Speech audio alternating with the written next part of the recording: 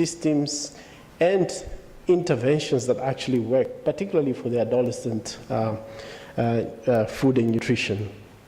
And that evidence, global evidence, has been translated into a number of frameworks, a number of guidelines, at times, and to a great extent, very context-specific still in settings of schools and so forth, but still very helpful in terms of providing guidance on what interventions are actually proven to work. So we know what works in the scope of food systems and the food environment.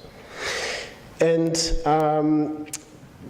building up on this kind of growing body of global frameworks and global evidence, we had recently taken a keen interest to sort of understand how that is being translated, particularly in Sub-Saharan Africa. And I will do a bit of a sort of a pitch on one of the works that is going to feature with the supplement, which is the a multi-country survey study that we undertook to get to understand how much of these frameworks have been translated, how much of these interventions.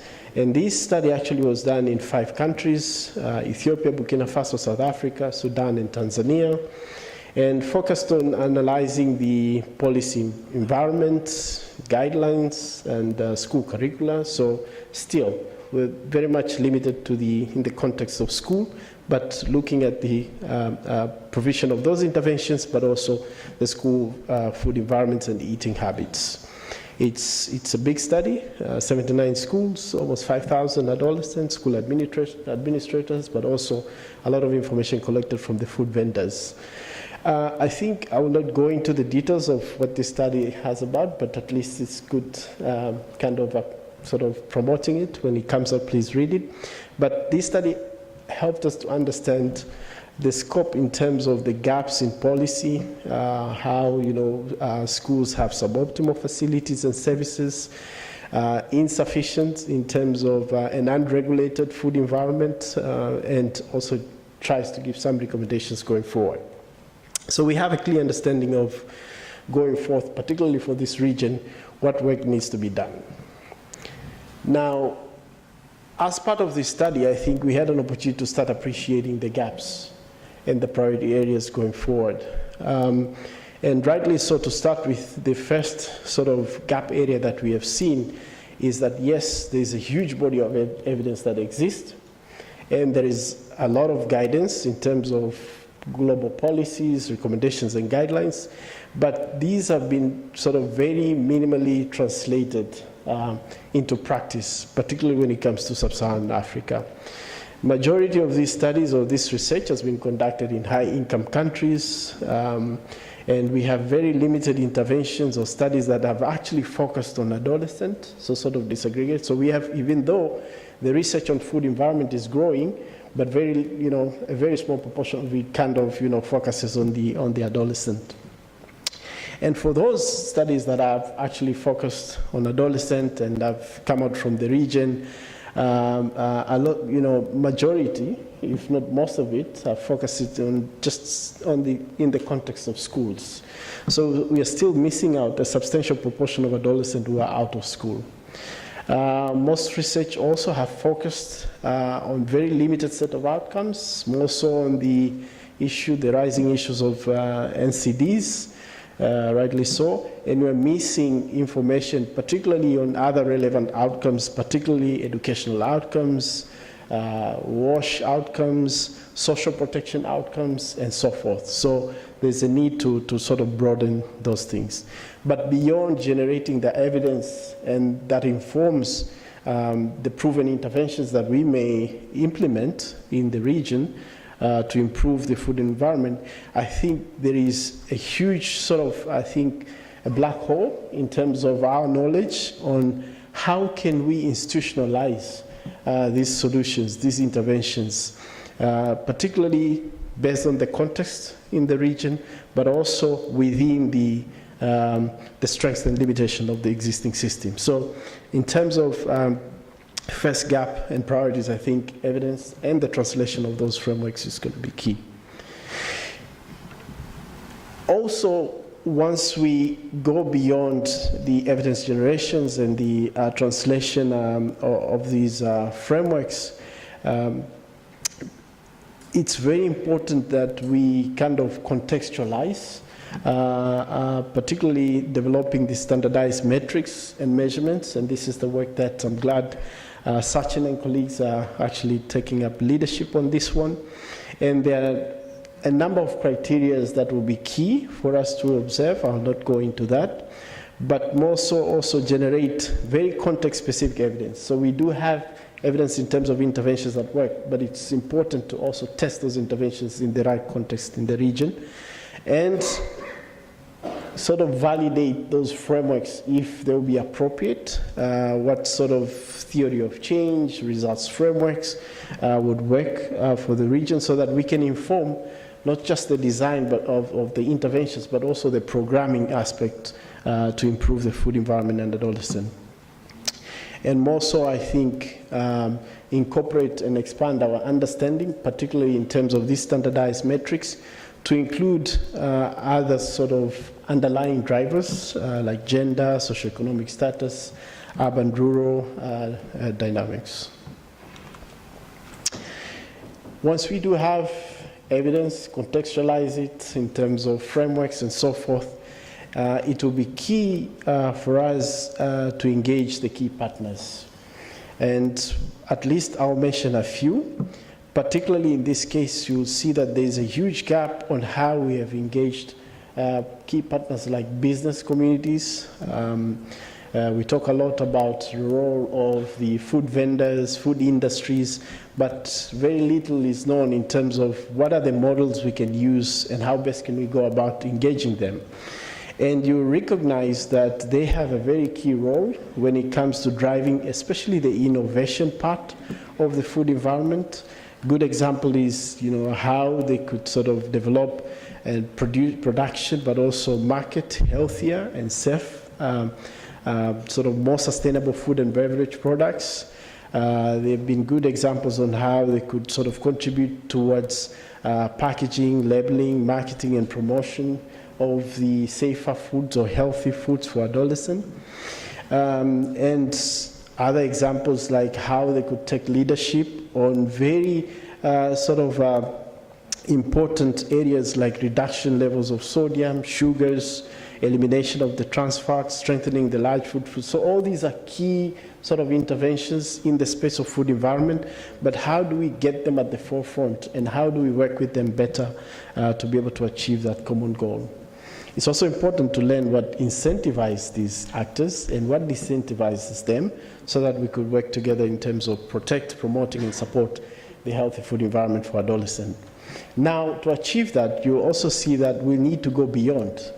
Traditionally, we have strength in working with Ministry of Health, and I think if you look at the issues that are coming forth, involving all these taxations, the labeling, the marketing, it's important to build up that strength as well, that collaborative efforts with other sectoral ministries like Ministry of Industries, Trade, Ministry of Agriculture when it comes to the food production and so forth. So it's very important that as a gap we need to address that. How do we expand our partnerships to also bring those sectoral ministries into play? Because the food environment frameworks calls for each partners to contribute.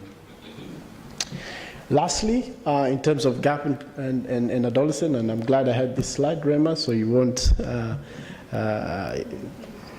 think that we don't recognize, we're learning this, that it's very important that we appreciate and acknowledge the adolescent autonomy in terms of the food environment framework, particularly understand adolescent led research and programming that Breva shared with us, because they have a lot to contribute, especially in terms of what they eat, why they eat what they eat, and the factors that may motivate them to make certain changes in line with what we know, what is a healthy or unhealthy diet. We need to sort of, work with them actually to understand how those food choices are made at the intersection of the adolescent development, but also the social cultural context and the food environment frameworks that we put forth. most developing countries have taken steps to start to understand the adolescent choices. Recently, this is just one of the works that have been published from India, where they've really gone into detail just to understand how adolescents make choices on what they eat in terms of the preferences between boys and girls, urban, rural, but also the preferences in terms of the different social quantiles within the community. We need to take steps to fill this void with this kind of knowledge so that it could contribute to shape the food environment that we need for Sub-Saharan Africa. Thank you very much, and I'll be happy to take questions.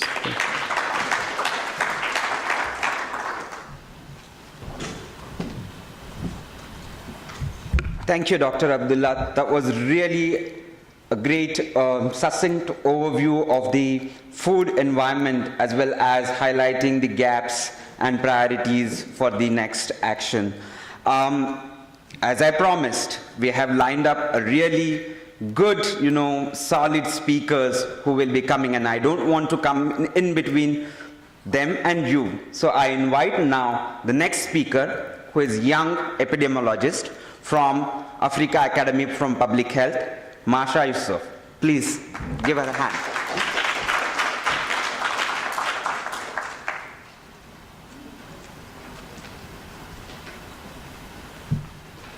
Yes, good morning, I believe, ladies and gentlemen. My name is Masha Yusuf, and I'll take you through the school-based interventions addressing the double burden of malnutrition for in-school adolescents in Tanzania. So I have a professor, one of my beloved professors, who said that knowledge which is not shared is a form of witchcraft. So Prof. Mahande, I'm here to share with everyone a few findings from some of the research works that we do at AAPH.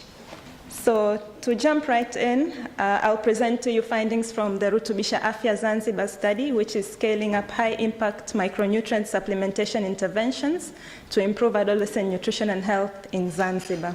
So we do this work with great leadership and collaborations with our colleagues at Zafa Plus, and they're here with us today. This is a project that aims to implement and evaluate the school-based micronutrient interventions to improve adolescent nutrition, health, and education. It's a cluster randomized study that has 3 arms, and we have currently enrolled 42 schools in the island of Unguja.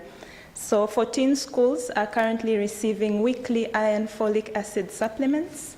14 schools are receiving daily multiple micronutrient supplements, and we have 14 schools that are currently serving as controls where business continues as usual. So just a few findings from those studies. We have most of our adolescents who are 12 to 14 years of age. Most are females, and to go to the interesting bits, we see that the prevalence of anemia has decreased from about 53% during baseline to 28% at endline. We tried to go further, like how does the anemia vary by its categories? We see that incredibly severe anemia, which was at 22% at baseline, has decreased to about 9.1% at endline. So interestingly enough, dietary habits in the past 24 hours before the survey have remained relatively unchanged, so that is something we noticed. In terms of wash, we see that about 25% of our adolescents are using improper methods of hand washing. So these are the answers where you see they say we use water alone to wash our hands rather than water and soap. Physical activity, interestingly enough, most of our adolescents we can say are physically active enough. We also looked at mental health, a number which we thought not to ignore, and it is important to share with everyone. 6.6% of adolescents had reported in the surveys to feel worried or anxious, either some, most, or all of the time. So this is quite striking, and something could be done more in this element. In terms of stunting, malaria, and the BMI, we had some variations, but I'm trying to keep the p-values out of this presentation, so we can say they did not really vary much between the two study rounds. We took a deeper dive to anemia and really tried to see it across the study arms and how it went between the two surveys. So we saw a remarkable decrease across all arms, even the controls. However, more decrease in anemia was observed for the IFA and MMS study arms. And we also did a very preliminary, unadjusted logistic regression where we can say that females are more likely to be anemic compared to males. We saw that older adolescents are less likely to be anemic compared to the younger ones. And the interesting part now, the odds of anemia are lower in both the IFA and MMS arms compared to the controls, and they are also lower at endline compared to the baseline study rounds. So that was Rutubisha Afya. Our next study is harnessing longitudinal data and digital technologies to improve adolescent health in Tanzania. So this we are doing in great leadership and collaboration with Dr. Mshinda from Botna Foundation. And it is a school and community-based adolescent health project because we do recognize that their needs differ between the adolescents who are in school and out of school. And one of the aims for this project is to longitudinal adolescent data on key health indicators across 7 Sub-Saharan African countries. For us, this is done in the Tanga region. And there's an element of evaluating digital approaches to collecting adolescent health data. So I'll share findings from the baseline survey alone, not the digital aspect for now. From this study, majority of our adolescents are males. Most are 10 to 14 years of age. In terms of stunting, so this we found a bit surprising, but not really. Most 16% of our adolescents are stunted, and this is more among the out-of-school adolescents compared to those who are in school. In terms of BMI, although most are normal, we have around 6 and 8% of our adolescents who are either underweight or overweight, and this really highlights the double burden of malnutrition that we are currently facing. We also looked at anemia and found that 36% in total of our adolescents were anemic, either mild, moderate, or severe anemia. And in the push of utilizing healthcare services, when asked in the past hospital visit how were the payment for the health services being made, only 12% had health insurance, while majority was still paying in cash. For Tanga as well, we assessed the mental health in terms of the anxiety and depression score. I'm sure the mental health experts could acknowledge, and found that 25% of adolescents experienced anxiety or depression in any of the forms. For Tanga, males are mostly active physically compared to females. And we also try to assess substance use, asking whether someone has ever tried smoking in any form. And 27% of our out-of-school adolescents reported that they indeed have. We asked about the age when they first tried smoking and things like that. Mostly it was between 15 to 19 years. And the most smoked element was cigarettes, followed by marijuana.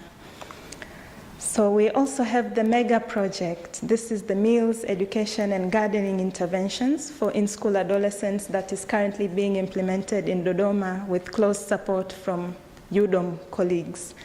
So it's a project that is assessing nutrition, WASH, knowledge, attitude, and practice gaps regarding nutrition for in-school adolescents. And in Chamwino, we have 6 schools that have been randomized to receive different types of interventions, from school gardens, school meals, school education, and the community workshops. Preliminary results from the MEGA study. Most of our adolescents are between 15 to 19 years of age.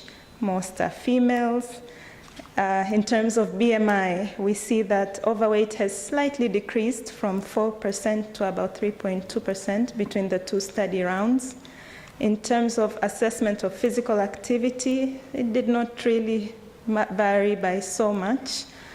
In terms of wash, we asked that adolescents tell us where their sources of water were, and most of them reported that it was water that was piped directly to their neighborhood. And when asked whether or not they did anything to make water safer to drink, most replied not to do so. Again, we took a deeper dive in anemia. We saw also that anemia has decreased again from the 50% up to 17% between the two study rounds. Similarly, moderate and severe anemia has decreased from 20-something% to 4.5%. And again, we tried to do a very preliminary, unadjusted logistic regression findings, and we saw that odds of anemia are lower in both the full intervention and the partial intervention arms compared to control, and again are lower in endline compared to the baseline study rounds. So maybe to conclude, we can acknowledge that we do face the double burden of malnutrition in Tanzania in both under and overweight perspective and all the other dimensions that we tried to really assess. And what we do need, and maybe what Rahma and everyone else has been urging us, is that we need adolescent-tailored interventions to really go the next step and really prevent the associated diseases that the adolescents may suffer in adulthood if nothing remains unchanged. And some interventions that we have tried to explore, and we have a possibility to now do more, are the school gardens, provision of school meals. Nutrition education remains important, and we still have a lot to learn from the adolescents themselves, as well as supplementation initiatives. With this, I would like to thank you all for listening and looking forward to the discussions.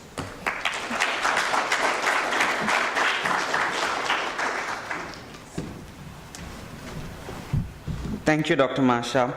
Now we have the last presenter from Germany. May I invite Professor Michael Laxey from the University of Munich to present his topic.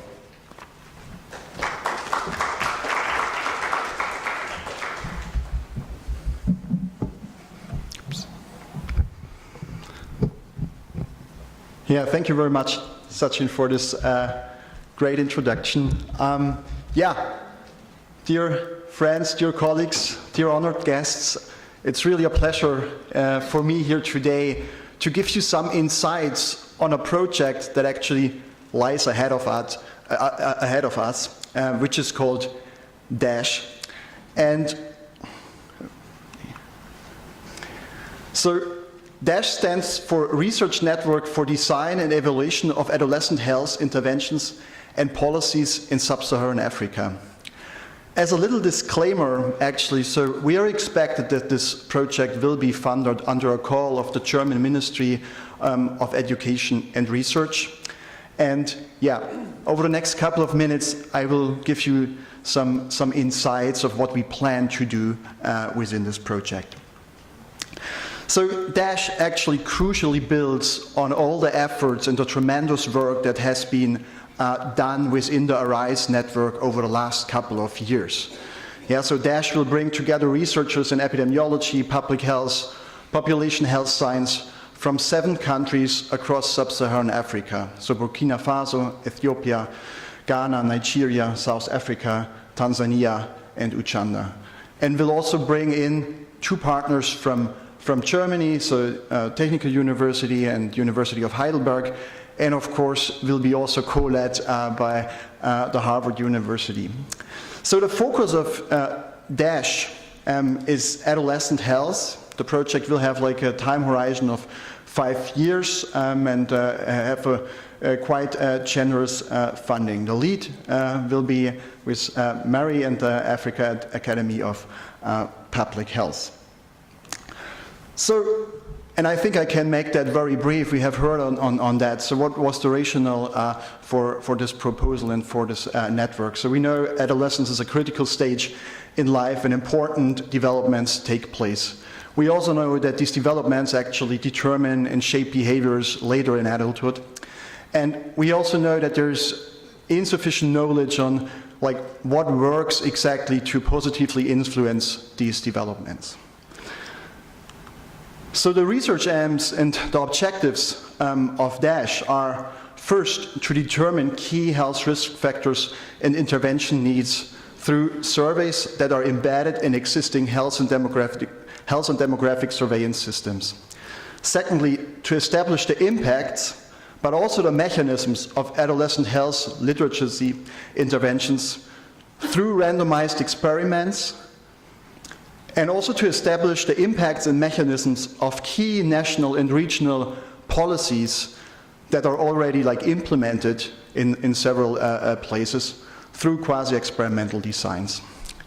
So DASH will focus on nutrition and physical activity, but it will also focus on the domains of sexual and reproductive health and on the domain of mental health.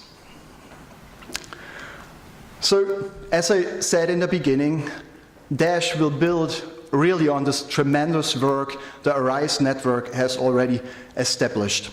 And specifically, we will build here on the platforms where through ARISE, the existing health and demographic surveillance systems have been leveraged to actually do adolescent health research through surveys and through intervention studies. So through DASH, we actually plan to build up a cohort of 14,000 adolescents across the 7 countries, so 2,000 adolescents per country, and to study determinants, health behaviors, intervention needs, and to follow up these adolescents over a time frame of 4 years.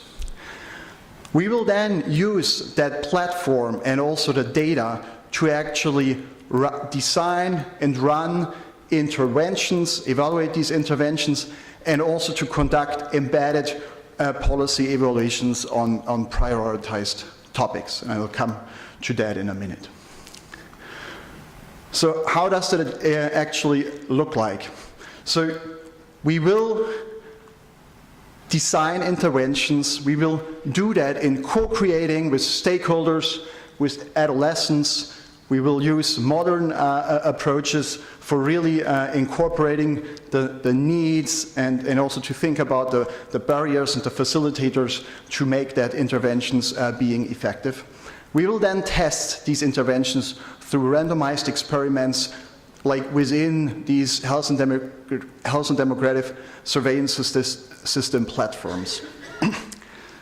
Secondly, we will also work together with all of you and also other stakeholders to actually prioritize relevant policies or programs that already have been implemented, but where maybe there's not sufficient evidence of if it works and why it works or why it actually does not work. And we will evaluate these policies and also these interventions using a mixture of qualitative and quantitative research to actually not only understanding if it works, but also to unpacking what might be actually the factors and the processes that hinder success for these interventions and policies. Last, we will actually also draw on recent advances, methodological advances in epidemiology and public health of actually thinking and assessing the transportability of the evidence on the effectiveness of certain programs from one context or one country to another region, another context, another country. So these are the main 3 research topics and methods we will work along in DASH. Of course, it's also important to say that here we will also build in the project on ongoing efforts driven by ARISE to actually create a sustainable societal impact. So we will invest in capacity building and training. So we will train and mentor population and public health researchers and leaders, And that will be the case on a research level, but also on an administrative level. It will be on an individual level, on an institutional level. We will build and also strengthen the already existing networks, to connect researchers, to assure sustainability of our activities. So that will go south and north, that will go across the partners in Sub-Saharan Africa. So the activities we plan here, so we also plan to actively involve adolescents and youth in our work. There will be like PhD networks, there will be annual network meetings where we meet in person. And last but not least, of course, we also try to engage you as the stakeholders to make sure, first of all, what we do is relevant. And with stakeholders, I explicitly also mean here, we also include here again the view and the opinions of adolescents and youth. And also to make sure that the evidence we generate through what we're doing into policy and practice. With that, I actually want to thank everyone who was critical and crucial of actually putting this proposal for DASH together. So the local investigators here, the team around AAPH, WAFI, TIL, and very much also Dr. Jacob Burns, who was quite critical of pushing this proposal over the finish line. And yeah, I also would like to thank all the local collaborators here to really their openness and their heart-warm inclusion of us into the ARISE network. I'm quite proud and grateful to be now a member of that network, and I'm really looking forward to the work that lies ahead of us. Thank you, Dr. Michael. Can you please join us? Thank you to all presenters. That was a really wonderful presentation. Before we open this panel for the discussion with the audience, I have a few questions for all of you. Maybe I can start with Dr. Noor. It seems that there are multiple players who are entering into this domain of adolescent health and nutrition, which is a very encouraging one. But somehow it also seems that there is no coordination among them. And we also heard the youth representative saying that take us together, otherwise we are going to sideline you and we will be at the forefront of this agenda. So how do you think, how can we build in the sort of, coordinated approach where all the players or all the stakeholders are together with the young people and their work is also heard? Thank you, Sachin. Thank you so much. I think, so to start with the first part, which is more of the coordination, but also how do we best bring adolescents into the table. And I think I cannot say it better than what Rima had said it today. And I think she has reminded us of the power and the potential for having adolescents as leaders in this space. And I feel that the works that we are currently embarking into innovative approaches and methodologies or methods on how best we could sort of learn and include adolescents. I will cite more of the methods that have been discussed here before, increased use of the human-centered approaches. And today I even learned more creative art from Rima and the use of digital technologies that works well with the adolescents. So I think increased use of these modern approaches will be helpful. We've also learned of the emerging work in terms of the social networks and the social nodes. And I feel like those newer approaches will sort of allow us to make huge strides in terms of learning the adolescent choices and their influences. In terms of the other players, I feel we sort of learn all from the talk that Professor Musa Mashabela gave us, that we need to pay attention to the context knowledge, understanding the platforms, understanding the delivery systems, the existing structures. And so far, I think we are doing a lot of great work in terms of generating evidence that shapes the interventions. We need to go beyond that. Understanding that context will sort of, bring us to much more closer to get to know who is doing what, and always to sort of align our works to the government programs. I feel like those are some of the approaches that we could implement to coordinate data. Thank you. Very interesting. Thank you, and thank you for that very thoughtful response. I would like to move to Dr. Masha. The theme of this, symposium is translating research into practice, and you presented findings, or preliminary findings of some of your work. How do you think that these findings can be translated into actionable agenda for young people? Right. Thank you, Sachin. That's a very good question, and I believe we took the first step today in sharing these findings widely with members of different vast backgrounds who are really experts in this field, and together we can have a chance now to come together and really discuss and pave the way forward on how we now take these on board. Through all these projects, we have a lot of learnings to share, both from the field, from our different partners such as Dr. Mkombe from Tanga, Dr. Ali and the team from Zanzibar. Really, we have a lot that we have learned. And maybe perhaps one of the most important one was that you cannot do much unless you engage the community. One thing we are really proud of from the Zanzibar project was the sensitization efforts that had to be done before anything could start on the ground. Once the community and the parents and the teachers and the ministries really understand what you are aiming to do, that is the only gateway we can have to succeed in any of these interventions that we plan on doing. So now we have findings that we can learn from.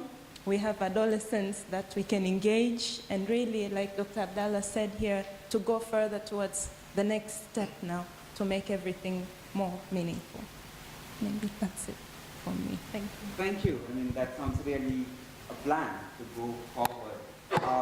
I'd like to, now move my attention to Dr. Michael.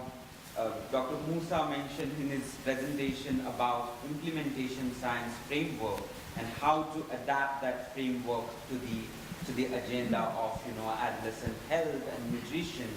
How do you plan in your DASH project to sort of have this framework in the research phases that you mentioned?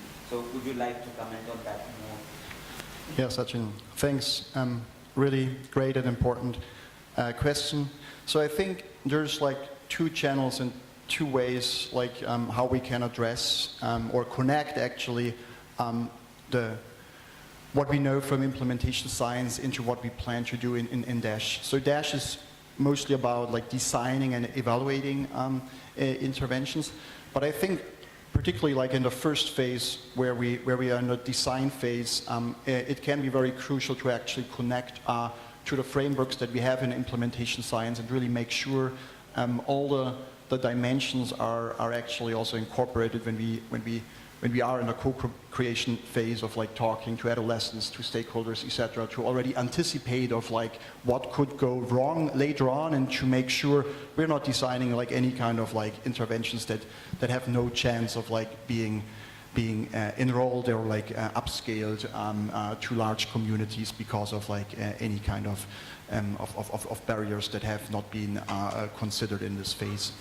And secondly, I also think when we actually evaluate the interventions, we also plan not just to look on the impact, but really also do these what we call like mixed method evaluations, where we try to collect also qualitative data to understand why actually something worked or didn't work, to see like which processes might actually, you know, like went well in the direction that we thought of, and where maybe a stopping sign was that then didn't translate into like positive health outcomes, to really understand what kind of like barriers there might be when we then actually implement these kind of interventions into the communities, and when we try to upscale these interventions. Thank you very much. If the organizers allow and if the time permits, can we take now a few questions from the audience?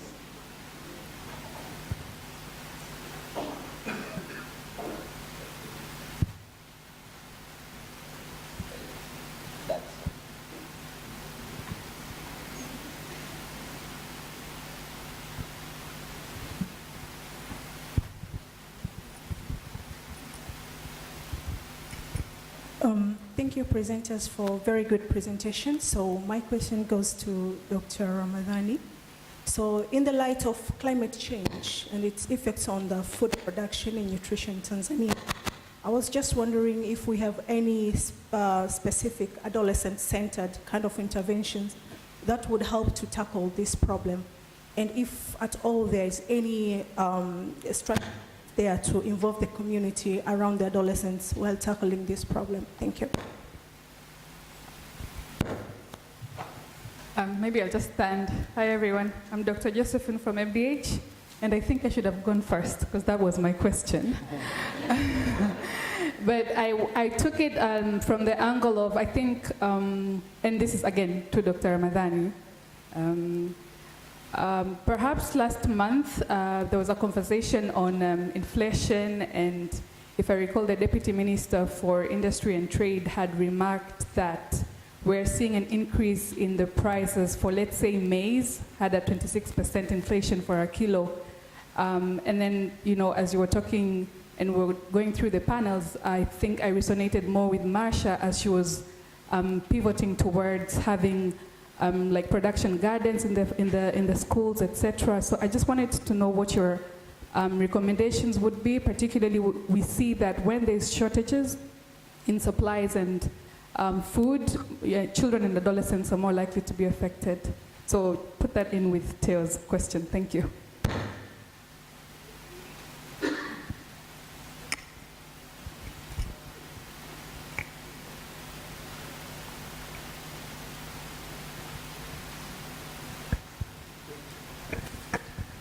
Thank you very much. I mean, those are very important questions, and I would agree with both that, as we all understand, increasingly the effect of climate change has resulted into this sort of drought happening in most parts across the region.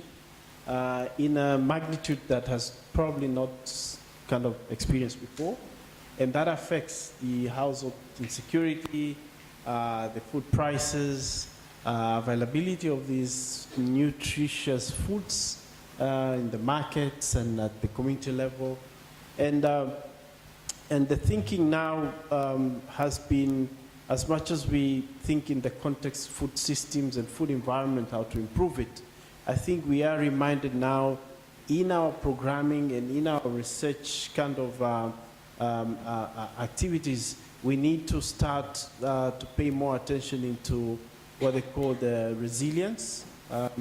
So how can our research address issues of building more resilience for food security, building more resilience for nutrition, and I think we could sort of involve all other partners, including the adolescent, in that space, whereas, we could sort of adapt some of the, evolving frameworks that will guide us well on how we could sort of build resilience as we respond to the needs, the current needs, in terms of the services, all these interventions that we have learned, Wi-Fi's, the school gardens, and so forth, interventions that are designed to improve diet, but how do we include and incorporate a resilience component into that?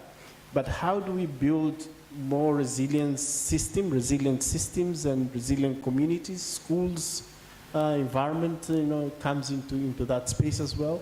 But the education system, the food system, the agriculture, the wash systems, the health system, how can they be more resilient as we continue to sort of experience these shocks, the increased drought and the effects of the climate change and other calamities that are happening? How can we get our systems ready and even more prepared to sort of continue to support the continuum of care, particularly for adolescents in this space, but for all other vulnerable communities and households through those periods of shocks. The third part that actually we could sort of do more is in terms of the knowledge mobilization and the advocacy and the translation, all the thinking and discussions we have in terms of implementation research, all these frameworks. How do we translate this knowledge to sort of address the issues of resilience of our systems and our communities? I think these are some of the ideas that we could think, but I'm sure there'll be more that we can continue to discuss. Thank you. I hope that sort of answers both questions. Thank you. Yeah. I guess there are two more questions, and then we'll end the session here. All our panelists are available, so we can ask them questions during the lunch. But there are two questions, one here and the other one at that side. Thank you. Thank you for the opportunity. My name is Dr. Amelia. My question was to, I think, Dr. Ramadhani. I wanted to ask, with all these results, we're planning to do this to adolescents, as we know lots of them are in public schools. So in all these results we have, what's the role of the government? Are the key policymakers in these adolescents and adults? How does the government use your results or all these results we get in implementing this? And I'm sure Dr. Marsha probably will answer that question better, but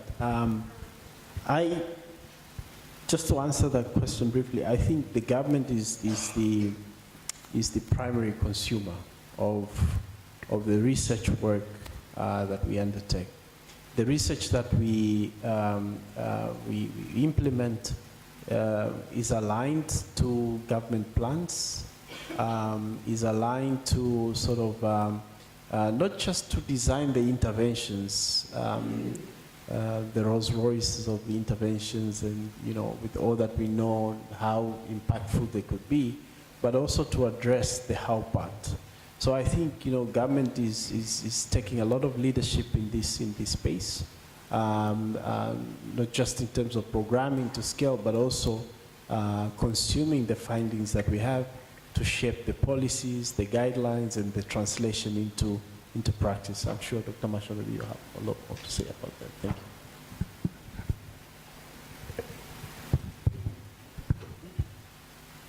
you. Yes. One thing maybe to add on all the very nicely explained points by Dr. Ramadan here is that we aim to complement already what the government is doing. So together we can do much more, as our minister from Harvard here had said earlier. So to really continue with these collaborations, we can learn from each other, we can complement each other in all the right areas. That way we can really push the agenda for adolescent health and nutrition forward together. That's what I would add. I guess the organizers are suggesting that we stop here.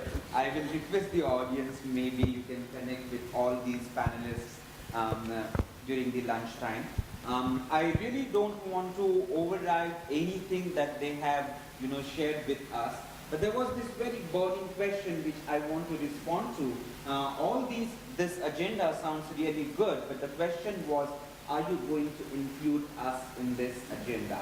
Are you going to engage us into this, agenda that we have? So, borrowing words from maybe Robert Frost, I would like to assure her that the woods are lovely, dark and deep. The woods are lovely, dark and deep, but we have miles to keep. But we have promises to keep and minds to go before we sleep. So we'll definitely make sure that we will engage with young people in this, in forwarding this agenda for them. Thank you very much. Thank you.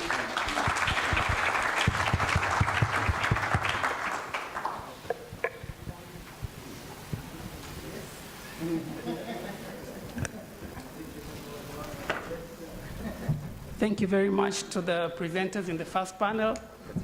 Another round of applause to them.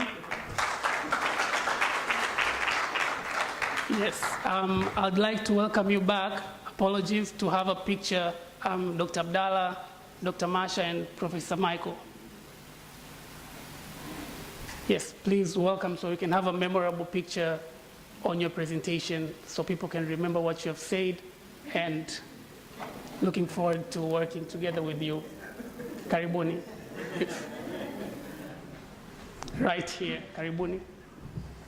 In the middle? Yes.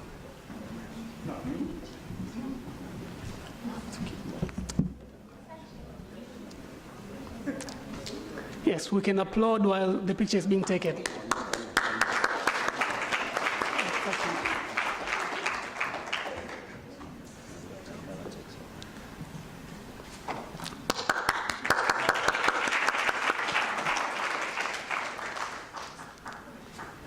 Thank you very much. I'd like to welcome Dr. Abdallah to take over.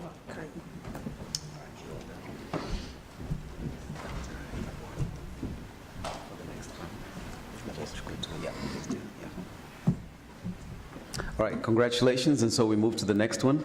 And Dr. Abdallah is just preparing himself shortly.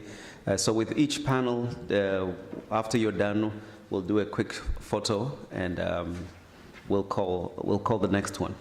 And just before we close the day, we'll also arrange for a bigger picture with a big group in the room. So, Dr. Abdallah, are you ready? Your hands, ladies and gentlemen. Let's move on.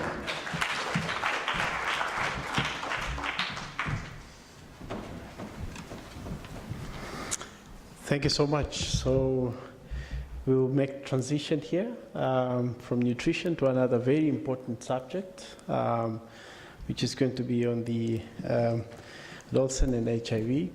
And my role is a very small one, so I won't take time and delay you out of that, but really to introduce two very respectful senior colleagues of mine.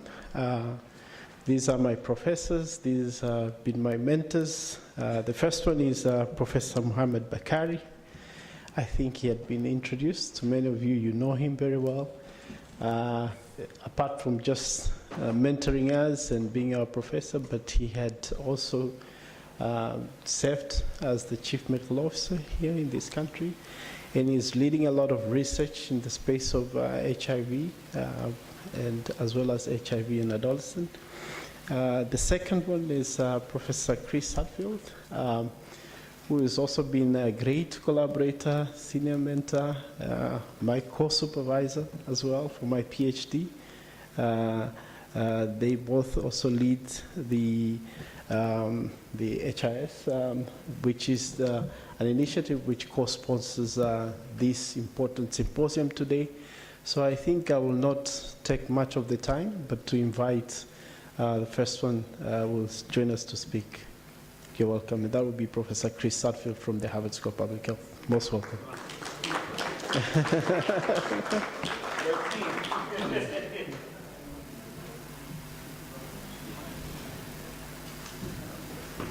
Okay, great. Well, thank you very much, Professor Ugajo, our colleagues from Mumbili, and the many partners for joining us today, and all protocols are observed. So what I'm going to do is we're going to have a very short overview of the HIV Implementation Science Training Grant. So we just finished our first 5 years. We'll show you our successes. And Professor Bakari and I and our co-PIs, Professor Fauzi and Professor Magusi, and we're going on to do our new 6 through 10 years, and we're going to tell you what are our new initiatives. Because you all as stakeholders might send individuals to join our training program. So first I'll give a little history, and then Professor Bakari is going to tell us where we're going these next few years. So our program is funded by the Fogarty International Center of the National Institutes of Health. It was initially 2015 to 2021, and we're renewed and embarking now on 2021 to 2027. It's a collaboration between MUHAS, Harvard, and AAPH, and many of the partners that are here today, including the government of Tanzania. And what we offer are short, medium, and long-term fellowships for Tanzanians to come to Boston for training and then return to Tanzania and receive research funding to do their own local research with mentors both at Muhimbili, MDH, many partners, and Harvard. So we all grow together. And so, as you heard, in the first 5 years, we had 9 postdoctoral Tanzanian fellows and 23 short-term fellows that came to programs such as the summer program at Harvard Chan. We have funded 12 research studies, and you're going to hear most of them, or many of them, today from the speakers. We've held 14 short courses, such as manuscript writing, which we just finished this week, and also those related to HIV. The fellows have published over 135 academic manuscripts, which is a major achievement. So excellent work to the current fellows, and this number is going to keep growing through the years. We've had 5, and now this is the 6th annual HIV Research Symposium that really highlight the fellows' work and really disseminate the knowledge that they've learned through their studies to a wider audience. And as you heard before, this program also launched an MPH program, a Master of Public Health in Implementation Science at Muhimbili University. It's not just focused on HIV, as we know that there's many other pressing health problems in Tanzania that can harness an implementation science approach. So our new objectives are to train a critical mass of researchers, and we support them from the pipeline of master's programs, PhD programs, and postdocs so that they become leaders and PIs of their own implementation research science studies, that they're able to not only publish on their own, but write their own grants that they will receive at Muhimbili and other universities. Building on the MPH program, we're going to now move on to the doctoral level training at MUHAS to ensure doctoral level courses are available at Muhimbili in implementation science to continue to grow this pipeline, as training is just one aspect. So in terms of where we're going, we have 3 focus areas for these new years. HIV-infected children, so those are including children living with HIV and HIV-exposed uninfected children. So these are individuals whose moms living with HIV but are not infected themselves, but still face challenges living in an HIV-affected household. Adolescent HIV is our second, which is the highlight of our program today. And then lastly, nutrition and non-communicable diseases, which has always been a center of our collaborative research. And now I'll turn it over to Professor Bakari. So thank you very much, Chris. So what do we have as far as the future 5 years is concerned? So this is a new training grant. As Chris said, the training will be undertaken both in Boston and in Tanzania. We plan to have the total number of fellows being 5 for postdoctoral level, 5 which is medium term for doctoral fellowship, and 15 for master's fellowship. The total duration for postdoctoral fellows will be 2 years, and the training in Boston will be for a total duration of 1 year. For the doctoral fellows, these are PhD fellows, then the total duration of fellowship is 1 year, and the training duration in Boston will be 16 weeks. And for the masters, then the training duration is 8 weeks in Boston and the total duration of fellowship is 1 year. Oops.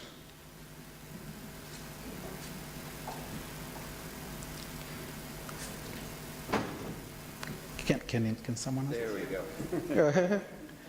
How do you move this? Oh, back one. Back one. There's our bubble. Yeah. Okay. So,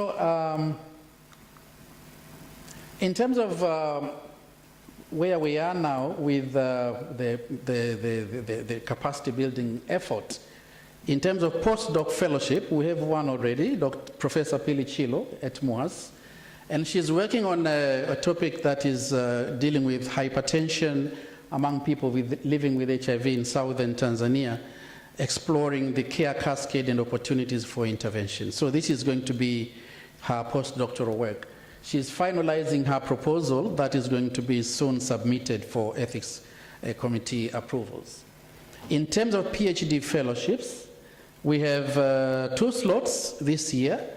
We put up an announcement, and fortunately or unfortunately, overwhelming response with 15 applicants. And therefore, we had to go through a difficult task of choosing 2 out of the 15 that have been applying.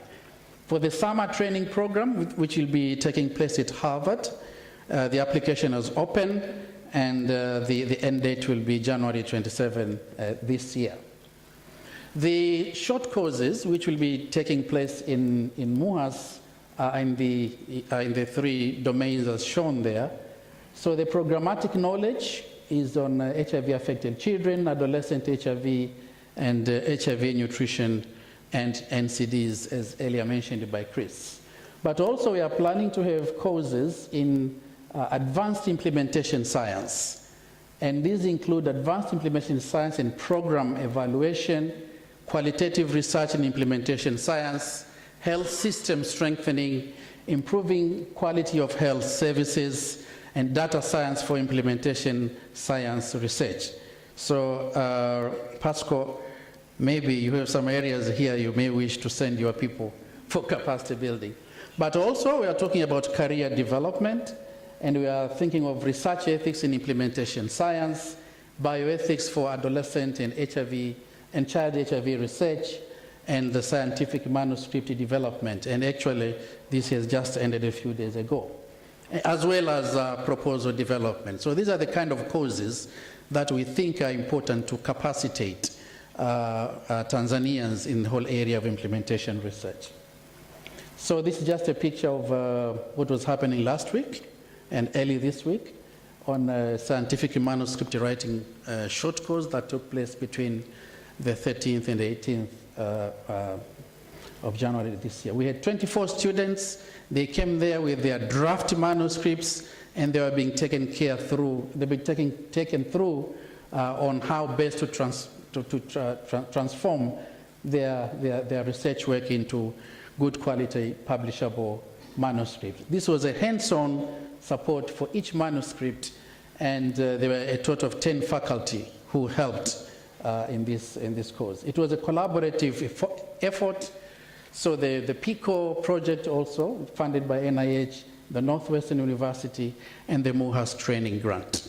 So it was a very useful course, and we plan to continue with this kind of courses. In terms of the PhD program, we plan to develop an advanced level implementation science courses and the curriculum. So the infrastructure of the PhD program will be that of MUHAS, but the content of the PhD program will involve specific implementation science courses to fit in with the framework. But we want to engage faculty from both MUHAS as well as School of Medicine and the School of Public Health to provide this kind of multidisciplinary training to our PhD fellows. And as I've said earlier, this will be in line with MUHAS PhD structure. And eventually this has to be approved by TCU. So that is the HIV implementation science at MUHAS in brief. And we really acknowledge our many, many partners, the government of the United Republic of Tanzania, MDH, NIH Office of AIDS Research, NIH Fogarty International Center, Eunice Kennedy Shriver, National Institute of Child Health and Human Development, National Institute of Mental Health, MUHAS, and Harvard T.H. Chan School of Public Health. So in brief, that is what he's about. Thank you very much.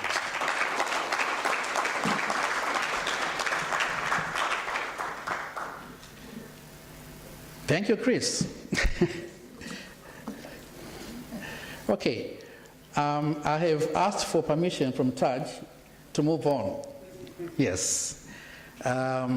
So the next session now is going to I mean, we are changing gears and now focus on HIV in adolescents. And we have a number of speakers. I would kindly request all the speakers to come in here, come up here. Mnajijua?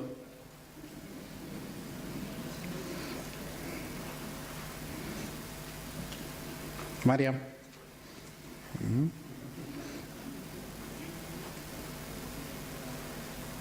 Evelyn?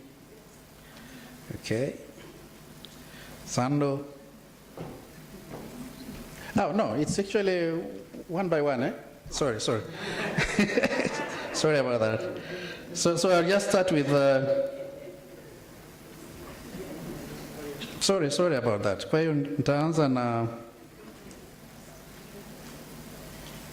Evelyn Maziku. Can I have the Evelyn Maziku? Yes. So,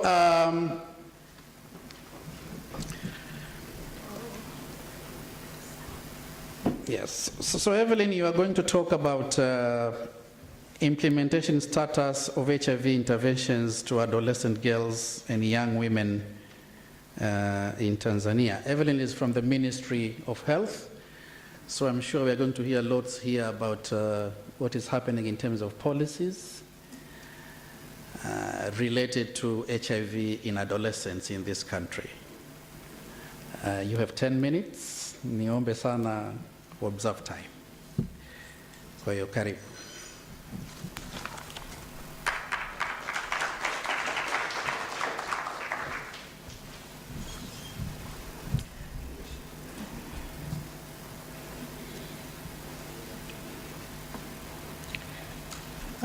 Thank you, Professor Bakari. Thank you, all invitees. Protocol has been observed. I have been introduced. My name is Evelyn Maziku from the Ministry of Health, National AIDS Control Program. So that is the presentation outline. I will speak a little bit about the AGI HIV situation, current AGI program that we have, service delivery package and the activities, success and achievement, but also barriers and the next step.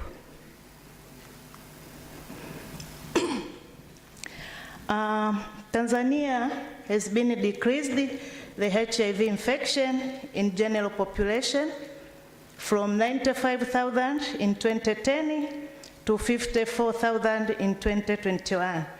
So you can see there is an improvement, but still there is a slow decline that has been observed to AGI, adolescent girls and young women, marking them as priority population for HIV prevention efforts. For the data of last year, 2022, the new HIV cases among AGI 15 to 24 were 11,448 for that year, and 5,148 to the AGI of 10 to 19 years as per last year data. It is also estimated that 115,324 for AGI of 15 to 24 years and 53,986 for AGI of 10 to 19 are living with HIV, Among them, only 10% for AGI of 15 to 24 have suppressed their viral load, while 7% for AGI of 10 to 19 has also suppressed the viral load. You can see there is still a challenge on suppressing the viral load among those group. The current slide shows the UNAIDS target, which is 95-95. I think all of us, we are aware of that target. And you can see to the AGI, the blue color is for the AGI of 10 to 19. You can see only 66% who they are knowledgeable with their status, and only 73% for the AGI of 15 to 24 who know their status. For the second 95, you can see it's going well, but another challenge is on the third 95, where there are still not all AGI who has suppressed their viral load. And this makes them easy to infect others. As we know, the AGI are among the vulnerable population. That's the area that needs more work. The government works and strategies. We have different national strategies that guides the HIV prevention, and more strategy or more emphasis of the HIV prevention strategy for Tanzania mainland is to bring full-scale proven and the prioritization of combination HIV prevention intervention that addresses the drivers of the epidemic. We know AGI, there are vulnerable AGI who are also among the key and vulnerable population who are the drivers of HIV epidemic. So as the country, the national strategy is to make sure that we prioritize combination HIV prevention. When the AGI is at the facility or meet with the health facility, we make sure they got all the combined health services, structural, biomedical, so that they don't miss any.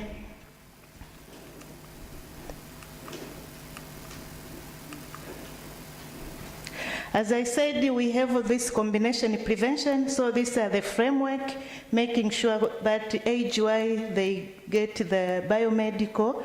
On biomedical, there is a sexual education, PrEP, and the HTS, differentiated service for testing. So all that are under biomedical, but when you come for the issue of behavior, there is condom, behavior change intervention, so that they have their tendency or routine of utilizing the health service, but also structural. As we know, there are still issues of gender-based violence, which have become the barrier in HIV services. As I've said, we have different programs. The slide there shows the program that we have in the country.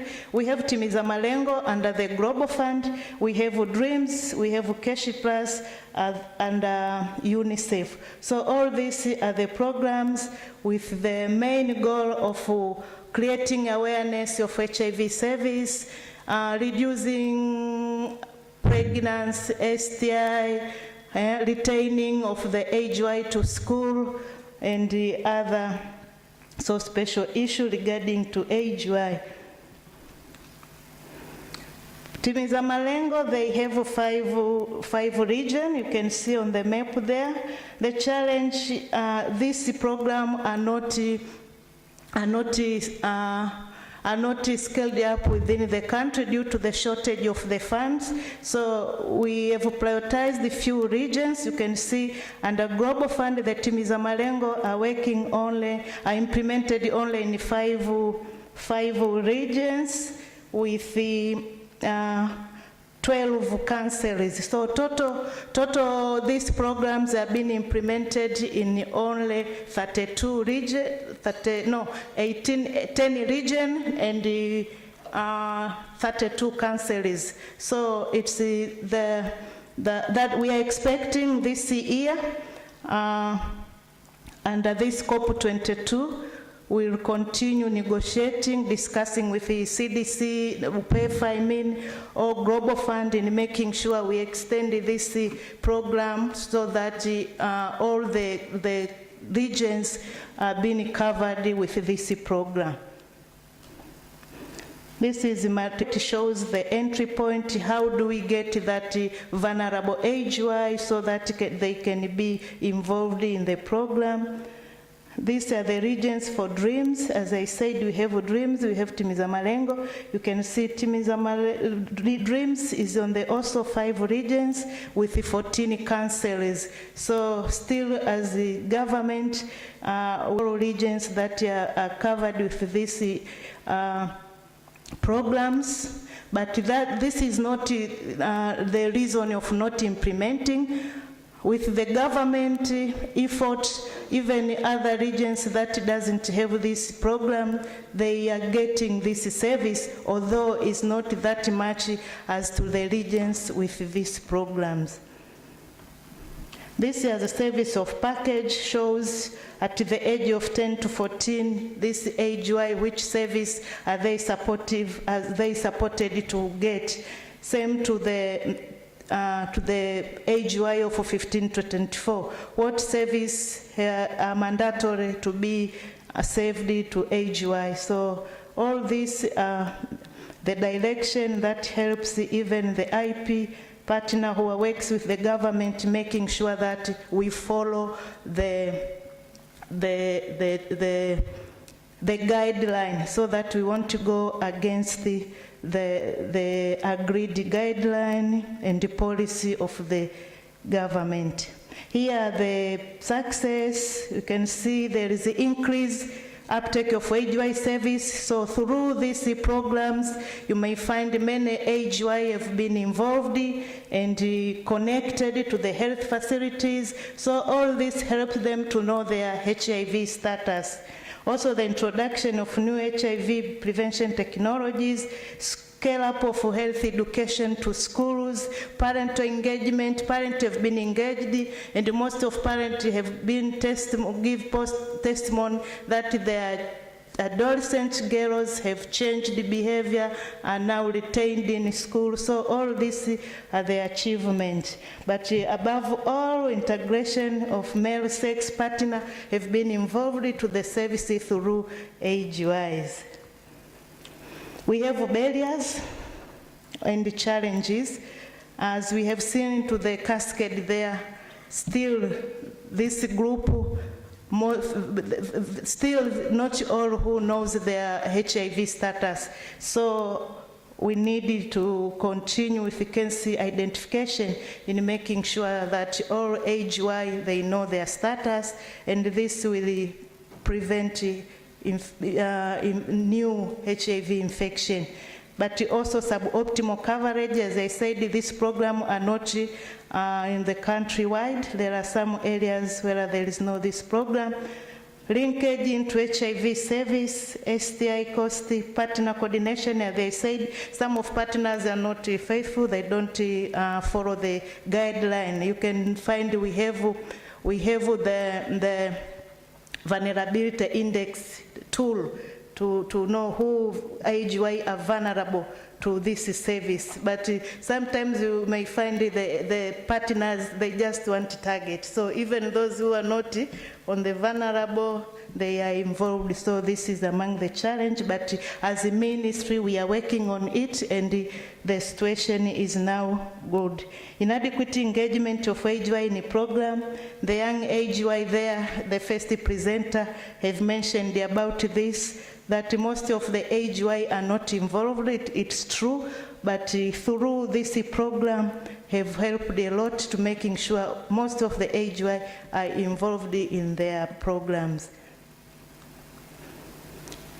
Next step, we are still in discussion with the PEFA and the Global Fund. This year is the third year of the GF grant, and we are going to write another request. So one of our aim is to making sure we expand the regions for the support, to expand the regions for dreams, regions for Timiza Malengo, so that all the regions or all age-wise they benefit with the programs. These are the implementing partner working with the government on age-wise.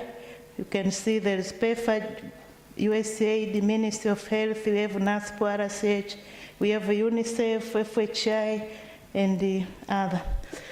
Thank you for listening. Yeah, asante sana. Asante sana. Yeah, you may take a seat there. Can I now call forward David Sando? David Sando is the CEO of MDH, and he will be presenting with novel approaches to HIV prevention among the high-risk youth population. Karibu, you have 10 minutes. Asante, Professor Bakari. Good afternoon, everyone. It's a pleasure to be here. Much of what I was planning to talk have been covered in this presentation, so I think my task has been made very simple.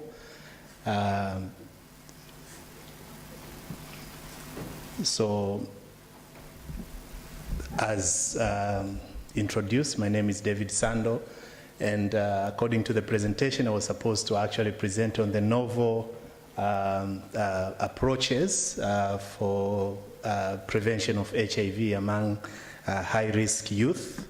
At MDH, as one of the implementing partner, we support the implementation of DREAMS program and other adolescents focused programs that are meant to reduce the risk of HIV acquisition. And in my presentation today, I would take you briefly through some of these, some of the work that we do. So briefly, as we know,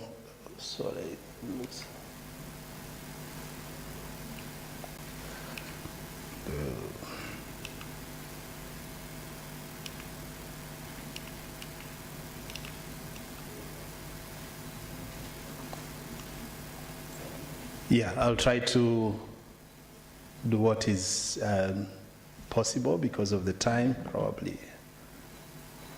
Yep, that's very helpful. So, as we know, and it has been discussed, actually, HIV still remains to be a big issue.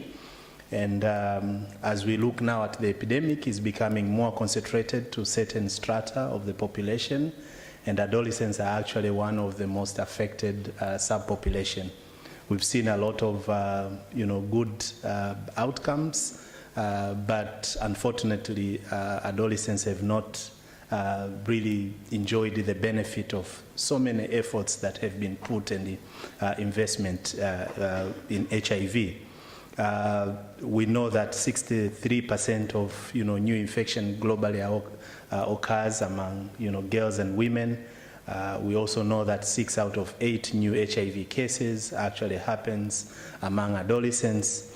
And when you zoom into adolescents, girls and young women, these are 15 to 24, girls are more likely to be infected or to acquire HIV as compared to boys of the same age. According to the Tanzanian HIV Impact Survey, we know that the incidence of HIV among adolescents has not gone down for quite some time, and they still also have higher prevalence of HIV compared to other subgroups in our population. And as my colleague have actually discussed about the adolescents, girls and young women, we know that the risk of acquiring HIV infection biologically is higher, and this is because they have immature cervix. They also suffer a lot of forced sex because of their age and position in society, lack of voices, but also the disparity in age between them and their partners, the genital mucosal disintegration due to a lot of high risks or rates of STI infection.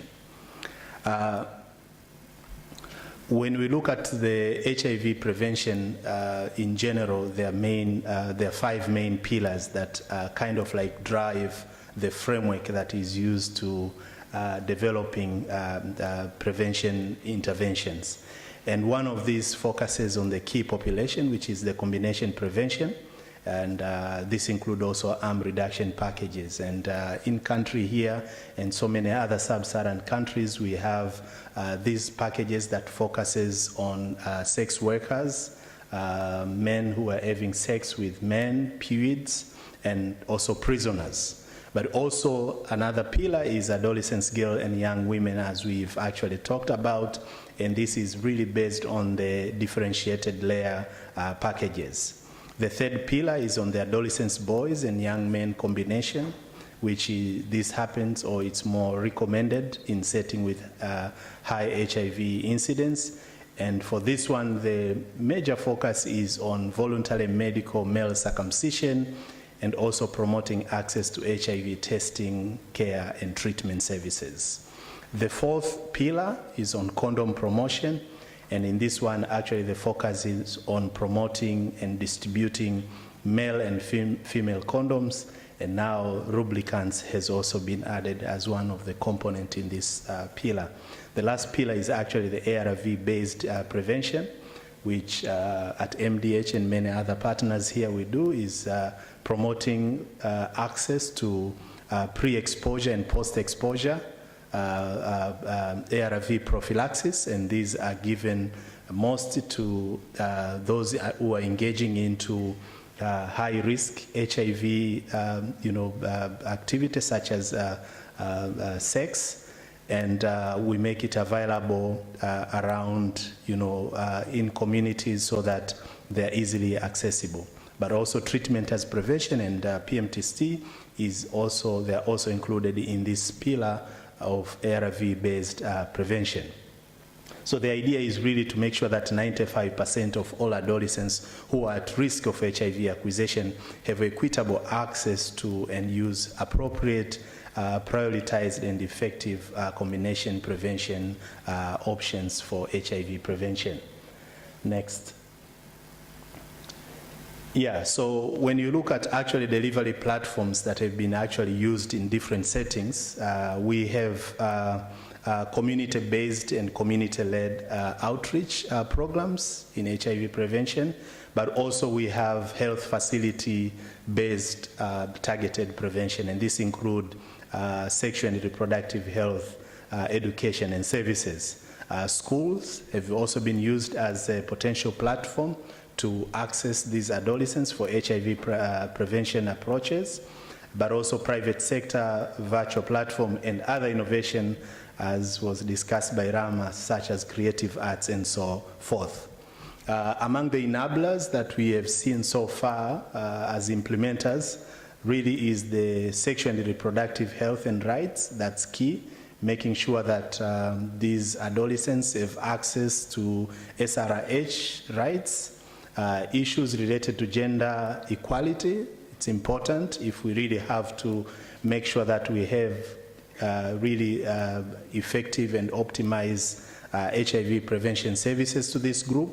Stigma and discrimination is still a problem, so ending is really key principle to achieving the HIV prevention goal.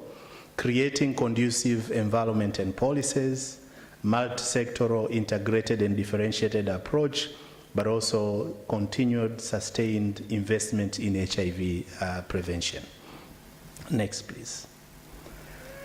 So, as the previous presenter have actually mentioned, under DREAMS project, the DREAMS stand for Determined, Resilient, Empowered, AIDS-Free, Mentored, and Safe. It's evidence, is a group of evidence-based interventions that have proved to reduce HIV infection among vulnerable adolescents, girls, and young women. And we know, as I've said, they are highly susceptible. Their risk of HIV acquisition is higher. And you know, combining with some of the biomedical, behavioral, and structural barriers, it puts them on higher risk. And because of that, we have a selective number of interventions that are provided to them. And if we move to the next slides, I'll take you through. So the focus of the interventions are really into 4 main areas. One is to make sure that adolescents have access to safer sexual behaviors. We also have interventions for that targets male partners, because we understand that unless the male partners also practice safe sex and observe, or rather health behaviors, the adolescents or the adolescents, girls and young women will not be safe. Making sure that social protections, the environment and the enablers for social, to make sure that these adolescents have socially protected, but also biological protection from HIV. And within the safer sex, we focus on delaying sexual debut, making sure that they have fewer sexual partners, and you know, even among those partners, making sure that they are empowered to choose partners with low risk of HIV. We also have income generating activities that targeting to empower them economically, so that there will be less transactional sex, empower them on the use of condom, but also delaying first pregnancy. And within the male partners, the focus is really also to empower their understanding, knowledge in terms of HIV testing, making sure that they have access to services such as voluntary male medical circumcision. In terms of the social protection, also is keeping girls in schools to support them financially, delaying marriage and reduced violence. But also in terms of biological protection from HIV, we are increasing access and on HIV testing services, but also post-exposure and pre-exposure prophylaxis. So these are the focuses actually of the intervention that we provide to adolescents, you know, with higher risk of HIV acquisition in our program. And in general, these forms some of the key principles, or rather scope, that most of the HIV prevention services are being offered to. Next, please. Yeah, so I won't go into the details because of time, but we actually, so the core packages, these slides show the core packages for the adolescents, girls and young women. We also have a package that targets their families, their partners, and the community in general. Next.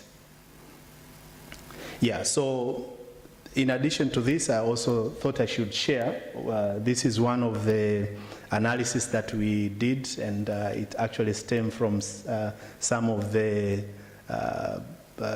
funding opportunity that were just shared from HIS, where we took a grant to conduct a pooled analysis of the data that was coming from the incidence HIV impact assessment from 4 countries of Sub-Saharan Africa, where we looked at access to HIV testing and male circumcision services for or among adolescents 15 to 19 in 4 countries. These are Tanzania, Eswatini, Malawi, and Zambia.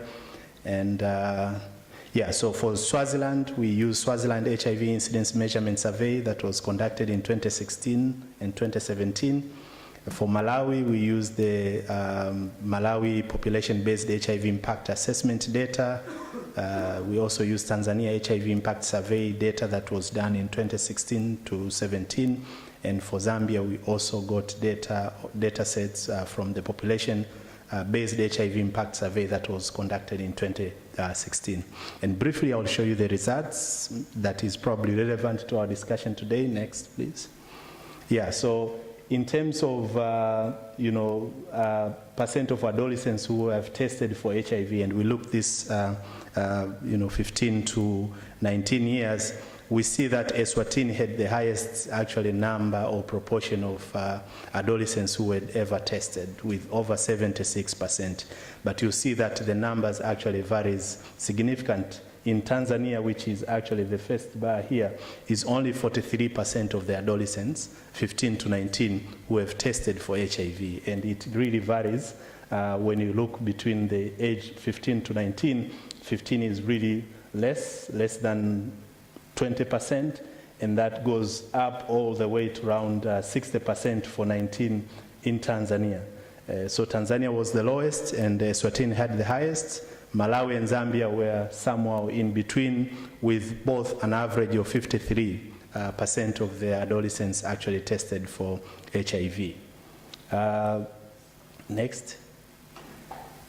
Yeah, this is also for another slide that shows the percent of adolescents who were tested for HIV, but here we are looking for urban, rural, and also gender. Sorry for the labeling. I think there was a mistake here. It's not a circumcision, it's HIV testing. But when you look here, what you see is actually there was a variation, a notable variation actually between gender, with boys having the lowest rates of HIV testing across all countries. And this is explained partly because of the early pregnancies and access to uptake of antenatal clinics among girls, where they are exposed to HIV testing as compared to male, but with so many other factors. But also being in rural area was associated with lower rates of HIV testing. Next. Yeah, this one now shows the circumcision rate, and it is actually disaggregated by wealth and country of residence. But for circumcision, the picture was different. In Tanzania, have the highest proportion of adolescents who are male, adolescents who are circumcised, 84%. And the lowest was actually in Malawi and Zambia, where only a third of them were circumcised. And we found that wealth, age at first sexual intercourse, education level, residence were all associated with being circumcised. Next. Yeah, so these are some of the challenges. Maybe to wrap up, despite all this, we've continued to see increased HIV vulnerability among adolescents in high risk, especially adolescents, girls, and young women. We've also continued to see inadequate access and the disparities in terms of access to SRIH service utilization, both from the studies we do, but actually from the experience on program implementation. We still have a lot of structural barriers that hinders access to some of the interventions, such as income generating activities and also skillful training for adolescents, so that they're empowered to start their own income generating activity. Also, as you've seen, also most of these interventions that we're giving, it's a package of intervention that were tested elsewhere. So really understanding, lack of implementation science to understand which of those interventions are the best fit for a particular context is not there. So we provide a salad of intervention that some of them might not be necessarily the right fit for the context that we're implementing, but there's lack of evidence to show of all those interventions which one should be given priority given the context, and I think that's one of the biggest gap. Otherwise, thank you so much, and for the